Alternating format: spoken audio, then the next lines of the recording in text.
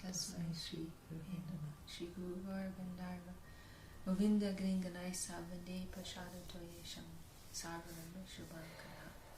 Okay, so we are continuing with Shri Prapanna-jivanamrtam, and we have come to the final of the 6 limbs of surrender, Charanagati, which is Karpanyam, humility, the mood of surrendering with humility.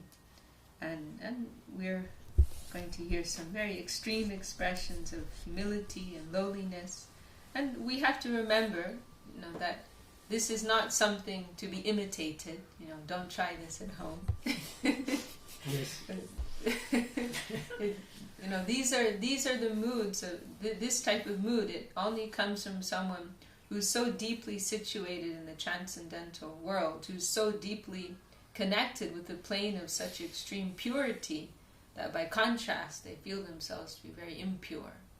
That's the idea. It's not that we should all go around, talking like this and behaving. It is a genuine feeling that comes, and it's a joyful feeling too, that comes from the heart of one who is deeply connected to such a great degree of beauty, love, charm, attraction, wonder, that by comparison they feel very insignificant. So it is a humility that we worship.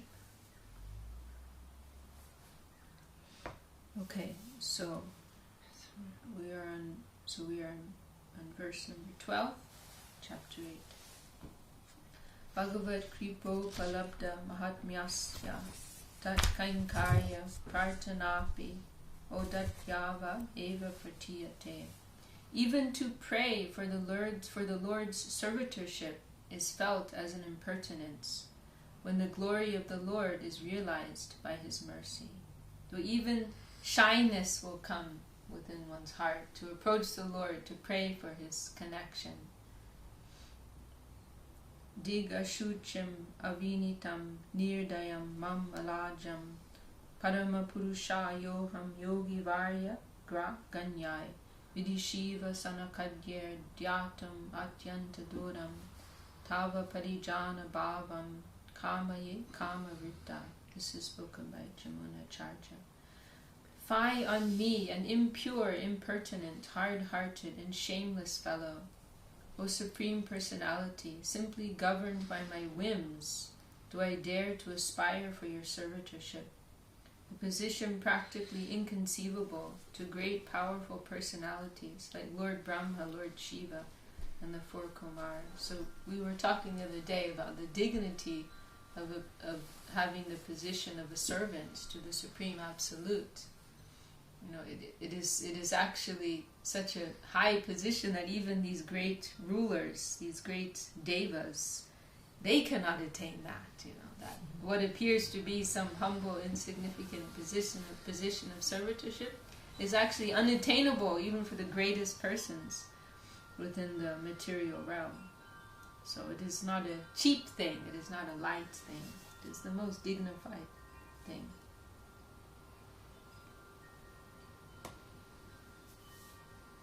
Upalabdha swadosha sahas rasyapi tach charana paricharya lobo pyavarya manaha. Despite thousands of personal defects, the devotee can never check his desire for the Lord's service. Amaryada, this is Prapanna-jivanamrtam, Amaryada kshudras chalamatir asuya prasavabu Kritagno Durmani Smada Paravasho Vanchana Para Nishamsa Papishta Katamaham Ito Duka Jaladir Aparad Utirnastava Paricharayam Charanayo. Uncultured, mean, fickle-minded, envious, ungrateful, proud, subservient to lust, deceitful, hard-hearted, and sinful am I.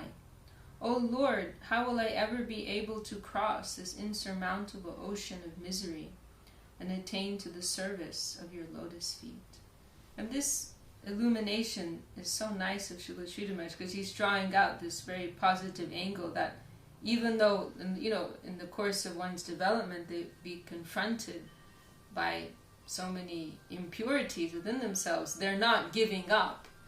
There's still this optimism that one will be successful, that one will attain the Lord's service. One is not drowning within their, sorrows, drowning within their negativity, but maintaining that positive aspiration to receive the Lord's mercy in the form of His service connection. Prapanasya prapati samanya kripayamapi nija yogata pratiti. Although the Lord is naturally gracious upon the surrendered soul considers themselves unfit to receive that grace. And this is also Jamunacharya. Nanu prayatna sakradeva nata tavaham asmiti cha yachamana tavanu kampya smarata pratigyam vad ekavarjam kim idam ratante. O Lord, one who keeps his pledge in mind and wholly surrenders unto you, declaring, I am yours alone, is a fit recipient for your grace. Is it only I who am not included in your promise? And this is an expression of great love. It's like one has such an appetite that, like one may experience in relationships. You get jealous, like someone you really care about.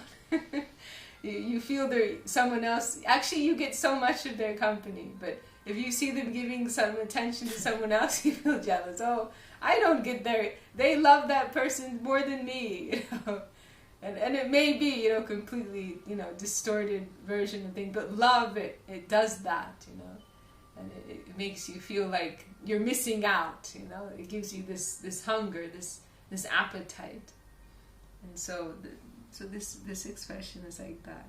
Like you're giving your mercy to everybody, except for me. You're giving your love to everyone except for me. I'm also trying. I'm also offering myself. And there's another prayer like that coming up, more extreme, of Prabodhananda Saraswati.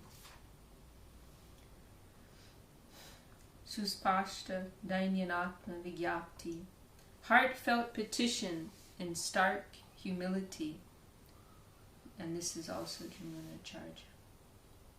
Na ninditam karma tarasti loke sahasrasho yannamaya yadai soham vipaka vasare mukunda kandami sampratyagatishtavagre. O Mukunda, there is no offensive activity in this world that I have not performed thousands of times. Now, finally, I have no alternative but to simply weep before you. Asima kripasya kripaya shesha simantargatam atmanam anubhavati. The realization of feeling oneself to be situated on the outer limit of the unlimitedly merciful Lord's mercy. And this is also Jamunacharya. Nimajato nanta bhavarna vantash chiraya me kulam ivasi labdaha toyapi labdam bhagavan nidanim anutamam patram idam dayaya. O Lord, I was drowning in the fathomless, endless ocean of material existence, and now, after immeasurable time, I have reached the shore, your divine self. And you also have finally obtained the most fit recipient for your mercy. O Lord, I was drowning in the fathomless, endless ocean of material existence, and now, after immeasurable time, I have reached the shore, your divine self. And you also have finally obtained the most fit recipient for your mercy. And Srila Sridhar Maharaj, he would sometimes speak of, persons like ourselves who have come to the path. He would speak of them in those terms, like you reach the shore of the ocean of material existence. We're not quite either side, actually. We're at like the outer edge of the material world, and we've come to the beginning of the spiritual plane. And the big wave could still come and grab it and pull us away. Yeah, it's a precarious position to be in. Yeah. there a few times I heard him use that expression, but one way he used it once is someone who was asking for initiation, and another person, like a more senior person, told him, "Oh, I don't think you should give initiation to that person because I don't think they're qualified." And Srila Sridhar Maharaj was very sad, and he told that person directly that this person told me not to give initiation. But the way he said it was like this. He said, "I feel that you have reached the shore of the ocean of material existence, and it would be the greatest cruelty to push you back in. Like you're coming and asking for shelter, and you're on the shore, and I'm going to push you back into that ocean. I can't be that cruel." So that's kind of like our position.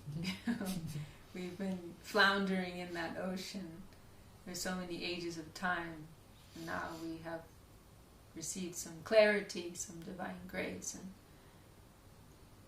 we're approaching that higher plane. But our position is still, as you said, that wave can still come, or someone who'd kick us back in. So it's a precarious, uncertain position. There's this really wonderful verse that Srila Sridhar Maharaj wrote, where he has this wonderful analogy how all the souls of this world were drowning in the ocean. And what is that ocean? He compares our own material desires to the ocean that we're drowning in, or that we're swimming in. We're swimming in this ocean of our own desires. That's actually what the material world is. It's our own consciousness. That's the only danger. And it's actually a pranam mantra to his Guru Maharaj, Srila Bhaktisiddhanta Saraswati Thakur. And so he's glorifying Saraswati Thakur and saying how my Guru Maharaj, he lifted the souls of this world, lifted them from this ocean, rescued them from this ocean of their own desires. He put them at the feet of Mahaprabhu, and then he began to instruct them in the glories of Sharanagati, of surrender. It's the most extraordinary verse. I can't remember. Samabodhya. So beautiful.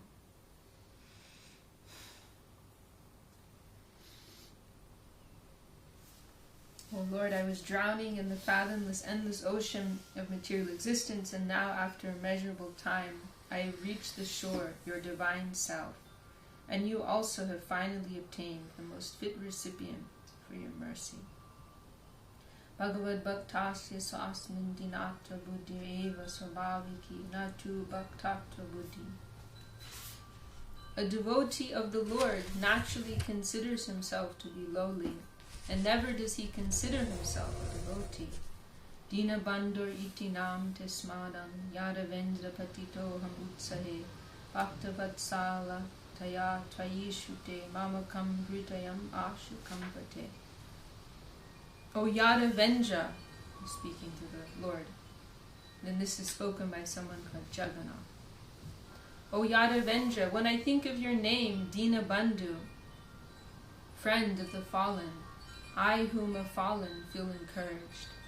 But hearing that you are Bhakta Vatsal, affectionate to the devotees, my heart suddenly trembles. It's a very sweet expression. Because the Lord is known, by many different names, and he's sometimes called Bhakta Vatsal, who is affectionate to his devotees. So he's saying, when I hear that is your nature, to be affectionate to your devotees, I feel afraid because I'm not a devotee. But when I hear that of your name, Dina Bandhu, who is the friend of the poor, of the fallen, of the lowly, then I feel very encouraged. I feel very, very happy. Shiva Virinchari Deva Sevya Swasambandha Lesha Sambhavanaya Nairashyam. A devotee feels disappointed in the improbability of his ever having a slight relationship with the Supreme Lord, who is worshipable by the great gods, headed by Lord Shiva and Lord Brahma. And this is spoken by Dhananjaya. Stavakastava Chaturmukadayo Bhavakahi Bhagavan Bhavadaya Sevaka Shartamaka Dayasara Vasudeva Yadike Tadavayam. O Lord, the demigods, headed by four-headed Lord Brahma, are engaged in offering their worshipful prayers unto you. The demigods, headed by five-headed Lord Shiva, are absorbed in meditation upon you. And the demigods, headed by Lord Indra, the performer of 100 sacrifices, are your order carriers. O Lord Vasudeva, who then are we to you? Gaurava Tarasyat Yudkrishta Phaladattvam Atyodaryatvam Chavilokya Tatrati Lobatvad Atmanyati Vanchitatva Bodha. Seeing the Lord's most munificent descent as Sri Gauranga, who is the bestower of the paramount gift of love divine, the devotee, feeling insatiable desire for the mercy of this Lord, considers himself to be drastically deceived. This is a very nice verse, foreboded by Prapanna-jivanamrtam Saraswati. Vanshito, this is what I was mentioning. Vanshitosmi. This word vanshito means like cheated. I've been cheated. So he's repeating this. I've been cheated, I've been cheated, I've been cheated. Vanshitosmi na samshaya. Vishram gora se magnam sparshopi amanabhava.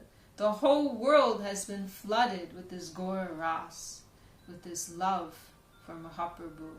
Everyone's been drowned in this wonderful substance, but I've been cheated. I've been cheated because I didn't get anything. I didn't get a touch. Sparshopi mamanabhava. Deceived, no doubt deceived am I. The whole universe became flooded with the love of Sri Gauranga. But alas, my fate was not to get even the slightest touch of it. So this is the nature of that divine substance, that divine love. Your hunger, your appetite will just continually grow. So, this is why you can detect someone who's real, that they won't feel that they have it, because it's always increasing. It's always something more. It's always, the horizon's always extending. So, the healthy person, real seeker, and even, within within fields, various fields in the material plane, science, mathematics, literature, persons who are really like on the cutting edge of things, they realize like there's so much more. We're just on the edge, So someone who's a real seeker of truth, that's one symptom, that they'll feel that they haven't got it. It's above. We're approaching, but we don't quite have it. So you can understand like to what degree one is connected in the inverse, to how much they feel they don't have it. So Prapanna-jivanamrtam Saraswati is making this very extreme expression that everyone has been over flooded with this, but I didn't get anything. I've been cheated.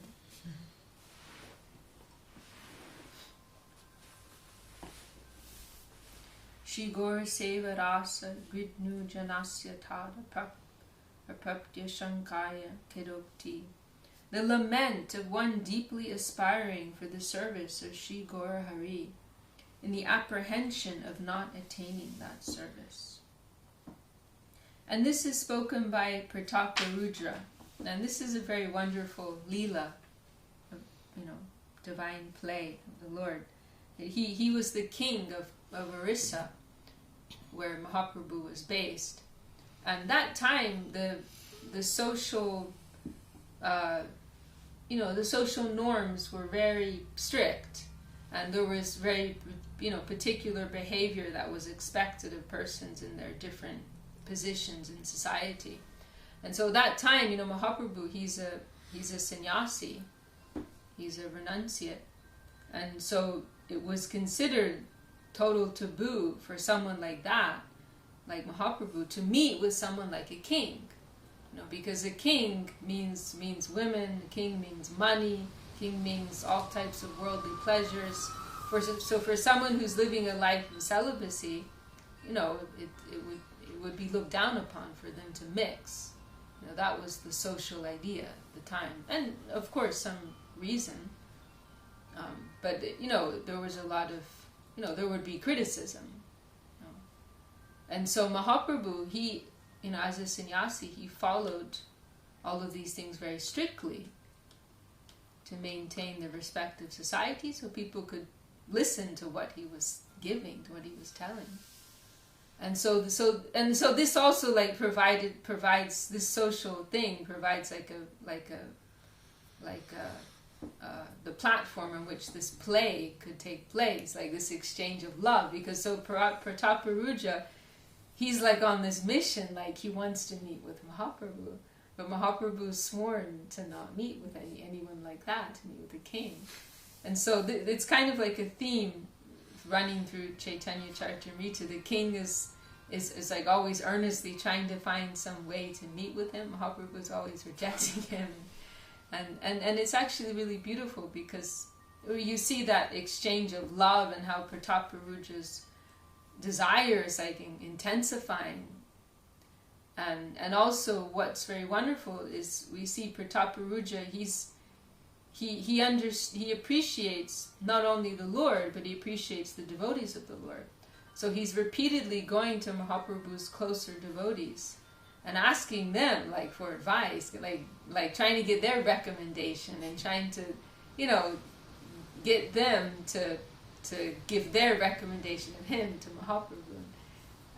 And he's always like engaging in trying to, render services to Mahaprabhu's devotees. So there's many beautiful lessons and themes that come out of the whole thing. And then finally, the devotees, they arrange this, they arrange like this setup, when Mahaprabhu's in this unconscious condition, in ecstasy, then they send the king for Prataparuja, like undercover, and he massages his feet at that time. And they have a sweet exchange. So anyhow, this is one of the expressions of Prataparuja. Like he's lamenting, I want the service of the Lord, I want the connection of the Lord, but I can't get it. He's giving it to everyone, but not giving it to me. Adarshaniyan api nicha jatin samvikshate hanta tatapi nomam adeka varjam vipayishyatiti nirniya kimso vatatar devaha. He casts his merciful glance upon even low-born persons who are unfit to be seen, yet he will not grant me his audience. Has the Lord, Sri Chaitanya Dev, made his advent deciding that he will give his grace to all but me? Prema maya swanatati vadanyatopalabdes tanitya parshadasya danyakti. Realizing his loving Lord's extreme magnanimity, deep humility is expressed by the intimate servitor of the Lord.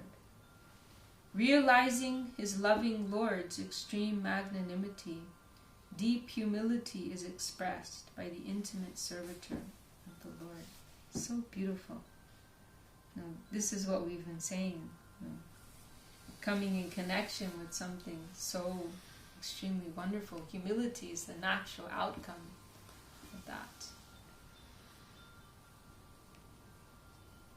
Bhavabdim dushtaram yasya daya sukam mutadet padakranta kado pyesha tam Shri Chaitanyam ashaye. This is by Srila Sanatana Goswami. Even this overburdened ass takes shelter of the lotus feet of Lord Sri Chaitanya Mahaprabhu, by whose grace the formidable ocean of material existence can be crossed very easily. Mahaprema Piyusha Bindu Prartina Swadoinya Nubuti. One who begs for a drop of the nectar of divine love supreme perceives his own destitution. Prasadita Mahaprema Piyusha Rasa Sagare Chaitanya Chandre Prakate Yodino Dina Evasa. Now that Sri Chaitanya Chandra, the unlimitedly expansive ocean of the joy of divine love supreme, has made his gracious advent, anyone who remains destitute is surely a genuine pauper. this is spoken by Prabodhananda Saraswati. Vipralamba rasa shritasya padama siddhasyapi viraha duke hridayodgatanam. The heart's eruption in the sorrow of separation, even for one who has achieved the ultimate perfection of love and separation. So now this, beginning with this verse up into the end of the chapter, these verses are entering another mood of humility, something deeper, something finer, and this is the mood of separation, or in Sanskrit what is called vipralamba or viraha. And this our gurus have, and especially Srila Sridhar Maharaj has discussed this, consider this to be the highest attainment, the highest realization, love and separation. Even it is, Srila Sridhar Maharaj describes it even as being higher than union. That separation, the love and the pain that comes out in separation, that's something deeper. That's something more intense. That's something that strikes the heart in a more profound way. Love that is tinged, that is mixed with this feeling, or intensified, we can say, by the feeling of separation. In our small world, we can understand this by the expression, absence makes the heart grow fonder. So Srila Sridhar Maharaj had this wonderful expression, union in separation. And Gurudev gave that name to Srila Sridhar Maharaj's Samadhi. The temple of union and separation. That in the separation, the union is actually deeper. The union of the heart is actually stronger and more intense, even than being physically connected within physical proximity. And Srila Sridhar Maharaj quotes, is it Shelley, the one English poet?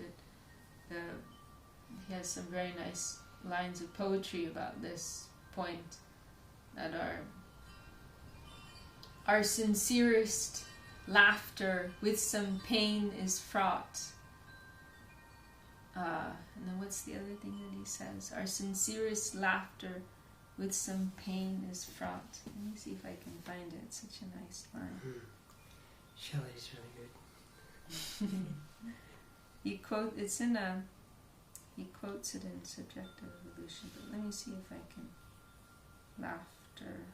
Here it is. Yeah, it is Shelley. It's a very nice line.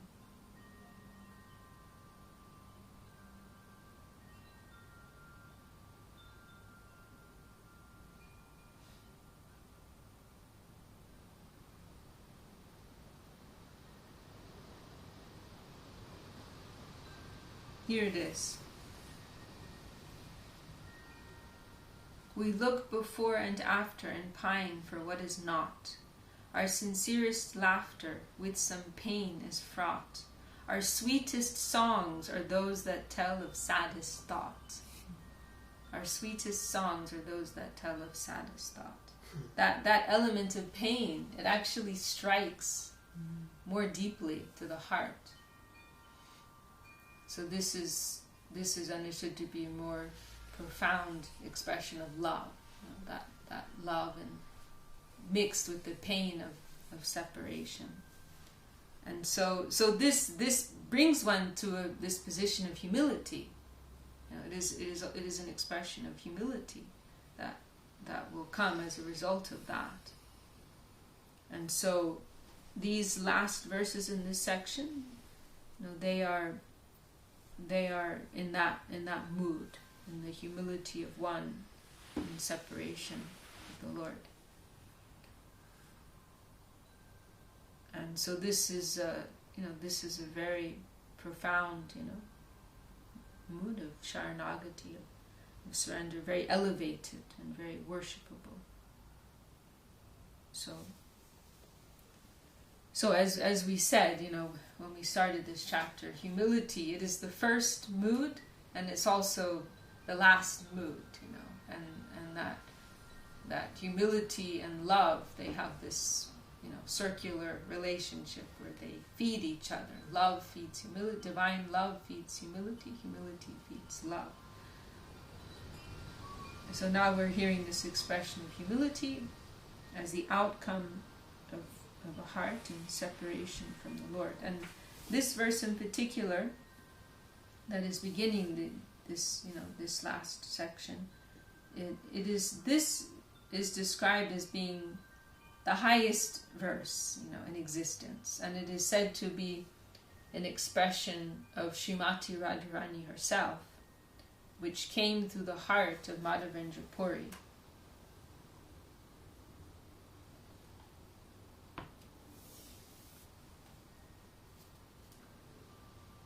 In his final days, Madhavendra Puri. And so Madhavendra Puri, he is understood to be the... I'm sorry you're not so familiar with all these names. But Madhavendra Puri, he appeared something like 600 years ago. And Mahaprabhu, he is considered to be the real origin of our line. In a formal sense, our line within the Vaishnava world, we appear within the what's called the Brahma Madhva Sampradaya, which is a very ancient Sampradaya. But it's more of a formal link. In a substantial sense, like the particular mood of divine love that Mahaprabhu came to give to this world, that first appeared in the heart of Madhavendra Puri. This particular, especially like what is being expressed here, this mood of profound separation, that first came in the heart of Madhavendra Puri, and then Mahaprabhu came after Madhavendra Puri, and that mood became more, manifest. So this is the verse, and it's a very high verse. Ayi dina dayar janata he maturanata kadavalokya se hridayam tvada loka kataram dayita brahmyati kim karumyaham. Ayi dina dayar janata he maturanata kadavalokya se hridayam tvada loka kataram dayita brahmyati kim karumyaham. O gentle-hearted Lord, ever gracious upon the destitute, O Lord of Mathura, when shall I see you again? In your absence my broken heart trembles. Beloved, what shall I do now? And this verse, I'm not qualified to go into deep, discussion of it, but just one or 2 points I'll mention. This is said to be the expression of Radharani, because Krishna, he grew up in Vrindavan, right, in this charming village of Vrindavan with all these wonderful friends, and then as a young man he left Vrindavan to go to Mathura, to the city, to take care of so many important businesses, and then he never came back.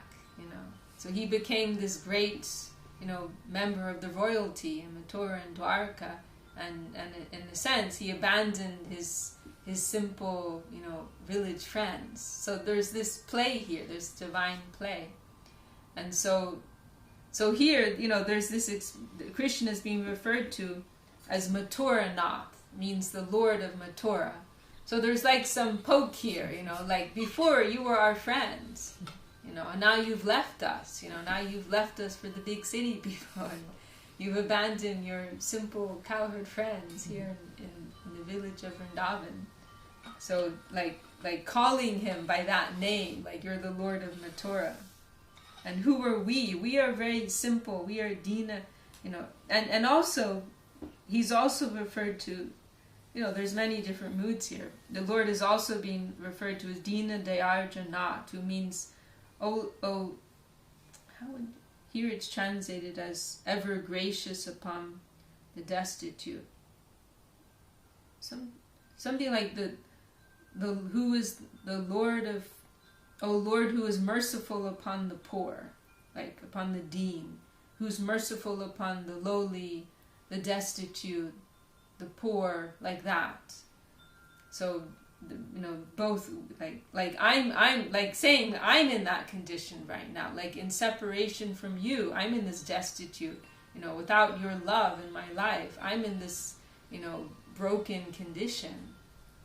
And you are the person who's supposed to be merciful to people like that, who have nothing. But now you've also become the Lord of Mathura. You've left us. When shall I see you again? In your absence my broken heart trembles. O beloved, what shall I do now? How will I maintain my life without you, my Lord? So, very high verse. We cannot really understand it. Some idea we're getting of the meaning here. Very profound expression of separation and humility. Shri Krishna virahe asahayavat swanata karuna karshanam. A devotee in separation of Krishna helplessly draws the grace of the Lord of his life. And this verse is by Bilvamangal Thakur. And also a very profound expression of love and humility, and Gurudev had a deep appreciation for this verse. Amunya danyani dinantarani haritvada lokanam antarena anata bandho karunaika sindhu ha hanta katam nayami. Very beautiful verse.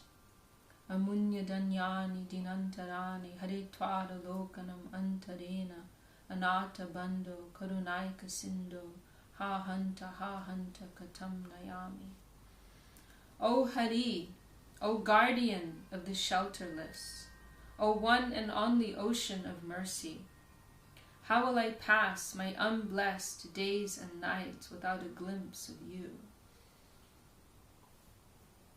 How am I living without you? How will I live without you? Without receiving your darshan, having some glimpse of you.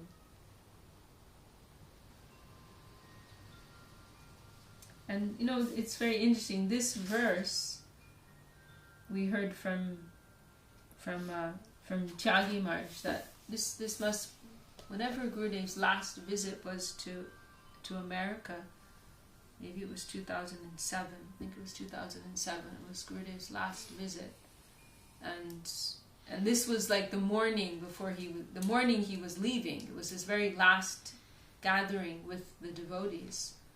And he was sitting with them, and we have one devotee in America called Anata Bandho, and it's a name for Krishna, which means, many of these words you just can't really translate properly in English, but the word Nath means Lord. You hear that, right? Jagannath, Natadvar. You hear that a lot. Nath means Lord. So like Jagannath means Lord of the universe. Or here, Mathura Nath means the Lord of Mathura. So Nath means who has, Nath means Lord, Master. And then Anat means someone who has no Lord. Someone who's in that condition of having no Master, no Lord. And so this is one name of Krishna, Anata Bandhu. Bandhu means friend, so it means who is the friend of those who have no shelter, you could say. The friend of those who have no shelter, no protection, no Lord, no Master. So that word, that name is here in this verse. And this devotee's, in this meeting with Gurudev, this devotee who has that name, his name came up. And so that name, it reminded Gurudev of this verse. And he was trying to remember the verse. And, what is that verse? What is that verse? And then finally Gurudev, he remembered, and he started to chant that verse. And he didn't say that much, but Tyagi Maharaj, he was there that time. He was Kamal Krishna that time. He said it was this very profound exchange where Gurudev, he chanted the verse, then he said, this verse is very important for everyone to remember. and he was like looking around the room and everyone's eyes. And it was very significant because this verse is a verse of, it's about separation. And this was Gurudev's last visit to America. This was his not only his last visit, it was like the last moments he was sitting with them. He was like trying to, like, he was trying to convey this, like I'm leaving now, but you will remember me, and through this mood of separation, we will be connected, we will be united in that. Your love for me will be so strong, you won't forget me, and even in my absence, we will be united. Something, this is what we're drawing from that, but it was, he was trying to impress something upon the devotees, and like that's how we're living,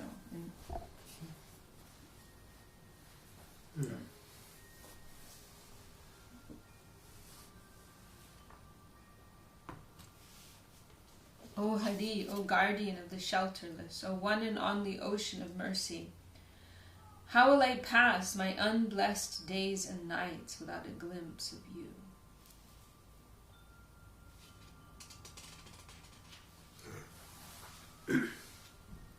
This mood of separation is so important. There's an expression of Saraswati Thakur where he says, this is the only dharma of the soul, to be in separation. And if you think about it, actually, we're always expressing that, whether in a material sense or in a spiritual sense, right? We're always, why is it that we'll strive for something? Because we're feeling from separation from something. That's what motivates any type of striving or movement. That we're feeling some separation, there's some attainment that we're striving for. And so the natural expression of the soul actually is to be living in a state of separation from their beloved Lord. There's only these two things, actually. There's the union and there's the separation from the Lord. And the separation, what the separation does is intensifies the union. Without the separation, the union doesn't have the same meaning. So it's necessary that, that shifting. Hunger is the best spice. If you're not hungry, food doesn't taste good. You can have the most delicious food, and on the other hand, if you're hungry, even something very plain can be very tasty. So to live in a state of separation from the Lord, that's the natural condition of the soul.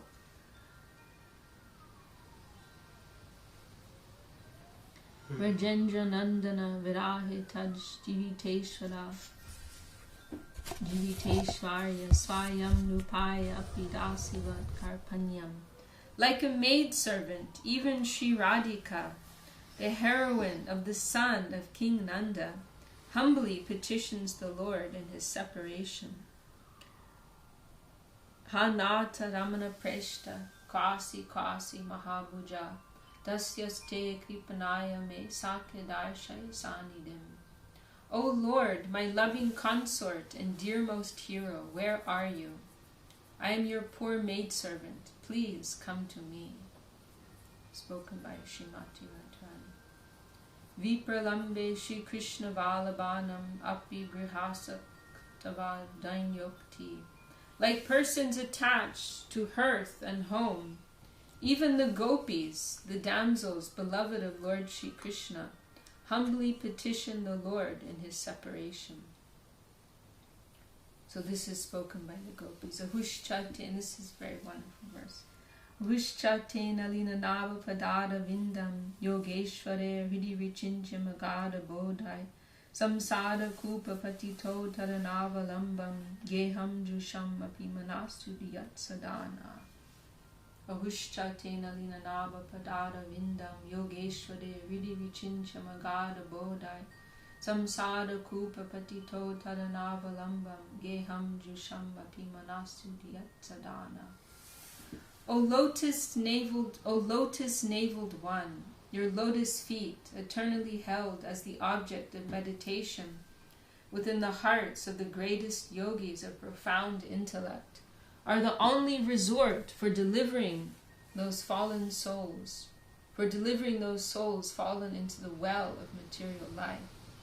May those holy lotus feet graciously appear within the hearts of we ordinary household ladies.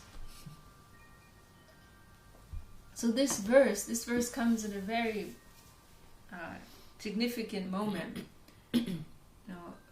As we were mentioning, Krishna, he grew up in Vrindavan, this village town of Vrindavan, and then as he's beginning his teenage years, he leaves to Mathura and Dwarka, and he promises that he'll be back, but he never actually comes back. And so it's like 100 years go by, and the devotees in Vrindavan, they're like, dragging out their lives, like expecting Krishna's going to come and save them in this state of heartbreak.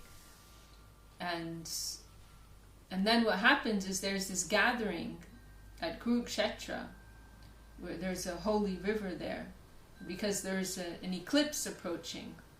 And nowadays here in the West, everyone gets excited if there's an eclipse and people want to go out and watch it. But traditionally, in the Vedic, according to the Vedic vision, it's considered very inauspicious, actually. It's like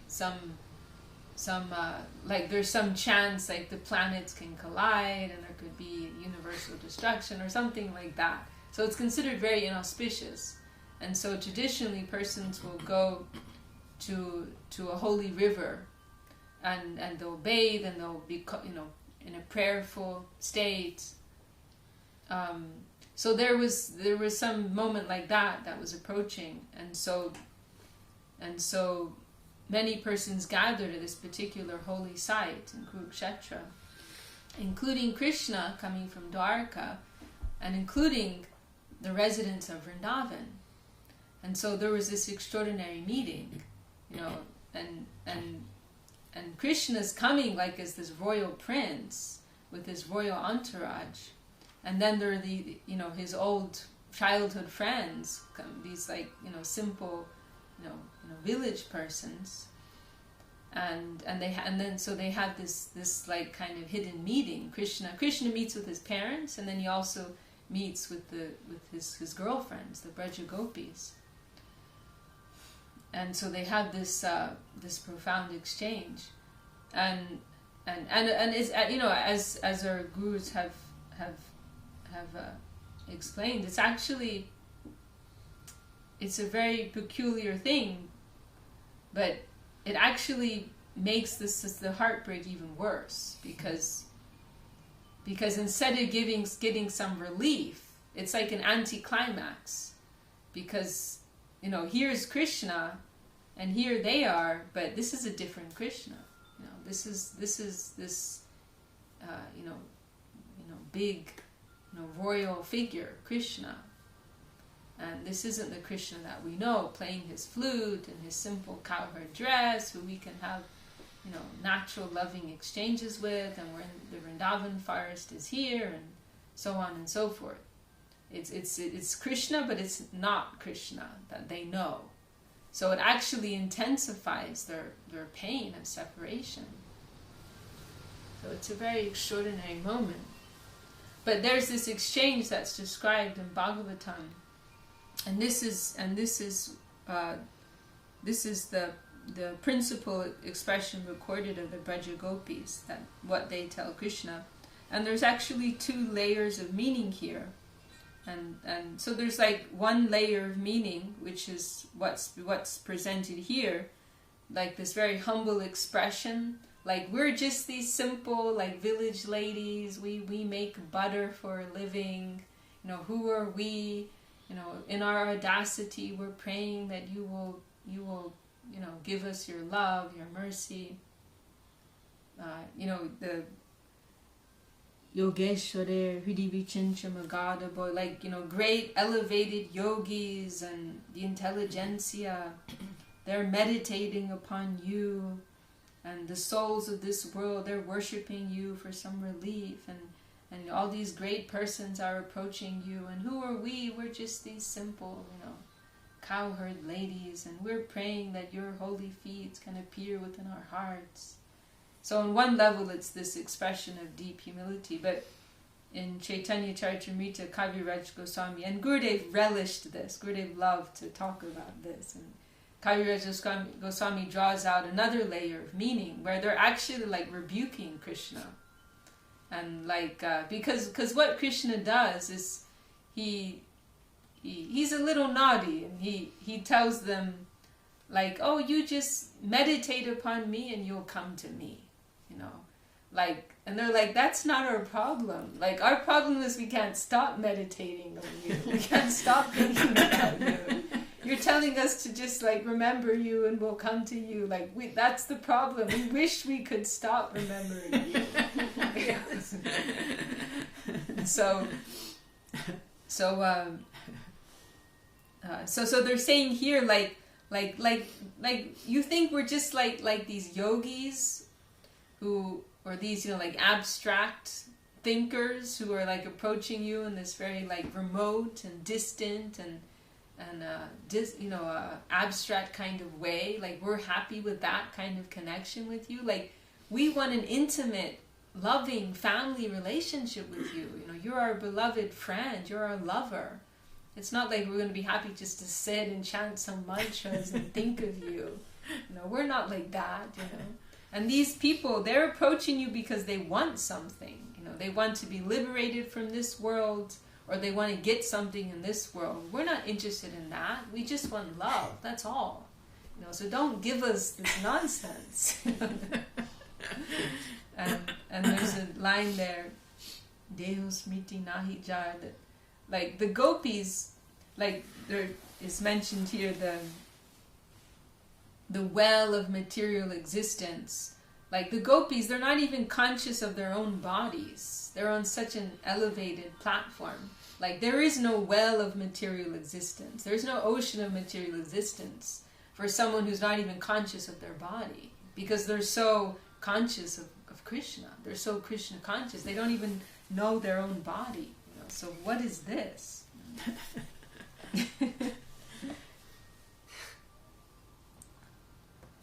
This is good talk on YouTube. Most lady, Eva Mendez, she's an astrologer, and she gives a talk on Anuradha Nakshatra. So it's really about that. You know. And then she puts one painting up. It's Brihaspati's son. He's come to the gopis. He's brought a letter from Krishna or whatever. Is that at this time in Kurukshetra? Yeah, and they're still kind of there, and he's telling them, because he's, you know, Brihaspati's son Jupiter is like really proper, you know, drier, and he's saying, well, look, you just I can just fix you up if you just do this, you know, and so then and the gopis are all sort of off, you know, falling over and fainting and kind of in the forest and whatever. He's sort of sitting there with his really dry recommendations, you know, kind of about how they can just intellectually just fix themselves, right. You know, and right. But the gopis just kind of falling over and wandering, you know, we're doing all these other things, you know, kind of, and they're only interested in the letter from Krishna or whatever, you know. But yeah, there's a whole story around it. It's great. Mm-hmm. It's good, you know.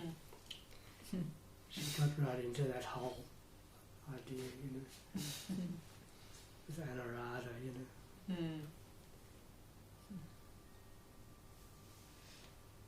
Well, it's just after 10 now. We finished there for today. Very high topics. Jai Shri Shri Prapanna-jivanamrtam. Jai Bhakti Rakshak Sridhar Dev Goswami ki Jai Shri Bhakti Sundar Vrinda Dev Goswami ki Jai Shri Chaitanya Saraswati ki Jai Shri Shri Guru Ranga Ganharva Govinda Sundar ki Jai Jai Hari Nam Singh Jai Gaur Prem.